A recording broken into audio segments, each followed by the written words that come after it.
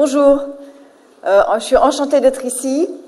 Donc quand j'ai vu le monde qu'il y avait, je me suis dit il faut que j'avais griffonné quelques notes sur un papier, mais là du coup j'ai tout réécrit en espérant vous donner une présentation qui se tienne un petit peu quand même. Donc franchement je suis très contente d'être ici pour vous parler de l'expérience d'Odo en Tunisie. On est présent depuis 2009 sous le nom d'ORI, c'est-à-dire Odo Research Institute, qui est une joint venture entre Odo et compagnie, qui est une boîte française, enfin une banque française, et le groupe Vermeg. On fait de l'analyse financière, qui est un domaine à très grande valeur ajoutée. C'est vraiment vraiment un high value end business. Donc, mais je vais vous en parler un peu plus, de manière un peu plus, on va dire, détaillée. Donc, ah super, ça marche. Voilà, donc Odo et compagnie. Alors Odo, c'est une banque française, assez ancienne en fait, qui a plus de 160 ans. Une banque moyenne, mais pour une banque indépendante, c'est quand même une bonne taille. On a 22 milliards de assets under management, donc ce qui est quand même assez important. En fait, c'est une banque donc qui est présente dans tous les domaines de la banque, c'est-à-dire la banque d'investissement, l'asset management, le private banking, corporate, etc., etc. Et surtout donc securities, et c'est ça qui nous intéresse. Donc je vais vous en parler un peu plus. Qu'est-ce que c'est l'equity research? En fait, je ne sais pas si c'est un métier en fait assez nouveau en Tunisie. En fait, c'est l'analyse financière des entreprises cotées européennes. Donc, c'est ça qu'on fait à Tunis. Ce qui est important vraiment de savoir, c'est que l'analyse financière pour la banque d'investissement, c'est le cerveau de la banque. C'est vraiment la vitrine. C'est de là que sortent toutes les idées qu'on vend aux clients. Donc c'est pas de la sous-traitance c'est pas anodin, c'est vraiment de décider on va dire de confier aux gens ici une partie on va dire des tâches de la banque d'investissement. Ça a été une décision stratégique importante et c'était vraiment un pari. Pour que vous sachiez, en fait, c'est un métier aussi assez compliqué. Parce que l'analyse financière, il doit en fait, c'est comme la recherche et développement. Il doit savoir faire tourner des modèles. Il doit savoir sortir des idées différenciantes. Il doit savoir écrire des histoires sexy pour les clients. Et il doit savoir les vendre. Donc tout ça, c'est vraiment pas évident. Et c'est un métier qui est extrêmement difficile et très compétitif aussi parce qu'on est quand même en but à des gens comme tous les gros Américains comme JP Morgan, Morgan Stanley, enfin et j'en passe, et les gros brokers français. Donc vraiment, je veux juste insister sur le fait que c'est un métier vraiment à valeur ajoutée. Donc une fois qu'on a pris cette décision-là, on s'est dit, alors la question que vous allez vous poser certainement, c'est pourquoi Tunis? Attendez. Voilà. Alors, c'est essentiellement pour deux raisons, l'infrastructure et les ressources humaines. L'infrastructure, parce que bien sûr, il y a la proximité, il y a la qualité des services, il y a la qualité de l'IT, il y a la législation, et bien sûr, il y a les coûts. Ça c'est évidemment une décision importante, mais c'est surtout les ressources humaines. Parce que qu'est-ce qu'on a trouvé ici? On a trouvé des gens qui étaient qualifiés. On a trouvé des gens aussi, surtout, qui étaient flexibles et qui étaient très motivés. Et ça, c'est vraiment important. Parce que la motivation, c'est vraiment le nerf de la guerre. Et ils étaient aussi demandeurs de formation. Et ça, c'est important parce qu'on a une formation qui est extrêmement exigeante, très rigoureuse. Et vraiment, pour passer à cette moulinette-là, il faut vraiment être motivé. Les horaires sont durs, on a beaucoup de pression et comme je vous l'ai dit tout à l'heure, en fait c'est un métier où il faut savoir faire beaucoup de choses. Et en fait on a vraiment été extrêmement contents du résultat. Voilà. En fait, en 18 mois, on a fait ce qu'on pensait faire en 2 ans. Donc on a complètement explosé nos compteurs. Maintenant, on a une équipe qui contribue pleinement, avec plus d'un quart qui sont au niveau senior onshore. Donc ça, c'est quand même important.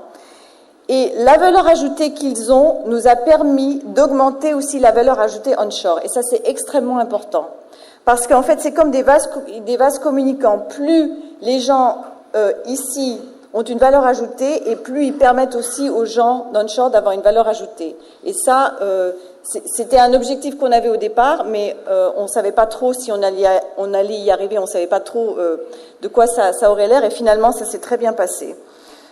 Et donc, en fait, grâce aux gens qui sont ici, on peut donner un meilleur service à nos clients européens. On a plus d'idées, on a plus de valeurs couvertes, on a plus de production, et ça, c'est très important. Et on a fait tout ça pendant la Révolution. Enfin, pas tout, mais disons, et on a une révolution entre-temps. Et ça n'a pas du tout diminué notre commitment, au contraire. En fait, on a eu vraiment une expérience inoubliable, parce que nos gens ici, ils ont été absolument remarquables. On n'a pas eu de rupture de service, on n'a pas arrêté de travailler une journée. Ils ont pris des risques, ils se sont organisés, il y avait du covoiturage, ils nous ont époustouflés. Vraiment, ça a été une leçon pour les gens, pour les gens à Paris et ailleurs, les voyant agir. On n'avait jamais pensé qu'on allait diminuer quoi que ce soit, mais vraiment de les voir agir et de voir leur commitment et leur professionnalisme, ça a été vraiment une leçon pour tout le monde. Et ça, je tiens vraiment à le souligner, parce que c'était vraiment remarquable. Comme on dit en français, respect.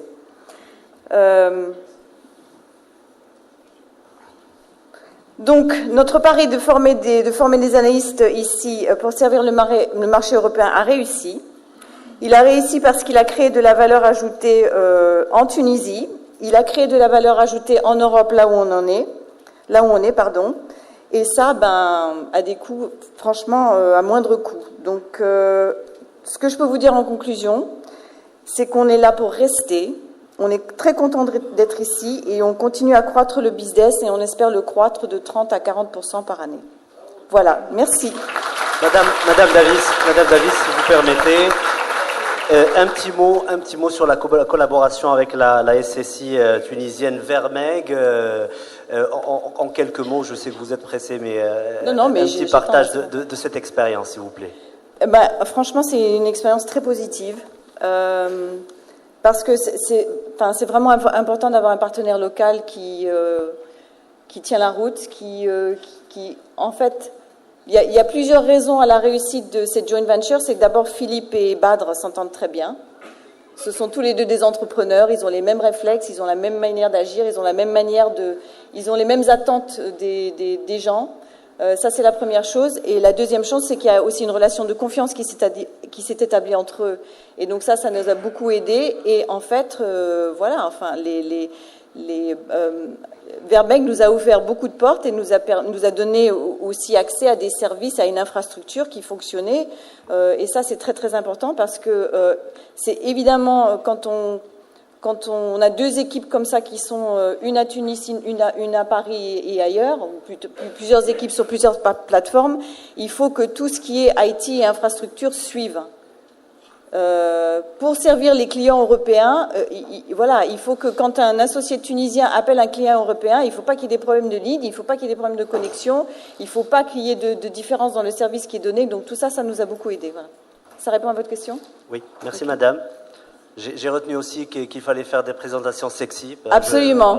Il faut toujours séduire les clients. Hein. Madame Claire Davis, vice-directrice des recherches, groupe Odo, et merci de votre intervention. Je donne la parole pour un round-up avec Monsieur Mounji Hamdi, chef du département des sciences et IT à la CNUSED, conférence des Nations Unies pour le commerce et le développement. Merci Madame Davis.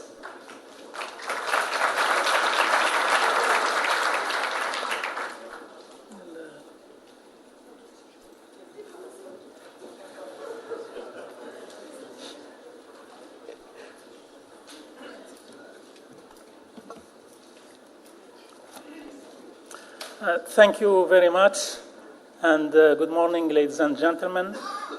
It is a great pleasure for me to be here with you to represent the United Nations Conference on Trade and Development, and to share with you our views with respect to the challenges and opportunities that will face New Tunisia in the area of offshoring, particularly with respect to IT and ICT-enabled services. For those of you who are not familiar with UNCTAD, United Nations Conference on Trade and Development, it is the UN agency that is in charge of the promotion of foreign direct investment around the world. My presentation will be brief, but in two parts. In the first part, I will try to talk about the global trends in offshoring, and in the second part, I will focus on the challenges and opportunities that will face Tunisia in this particular area.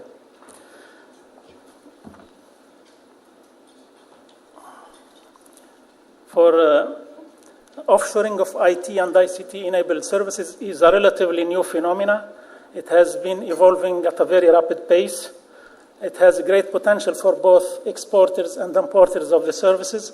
For importers of the services, the benefits are, of course, lower costs and better quality because of the competition. And for exports, the benefits are obvious. It's a job creation, diversification of the industry, export revenues, and knowledge and technology transfer. The offshoring of IT and ICT-enabled services can be classified into two main categories.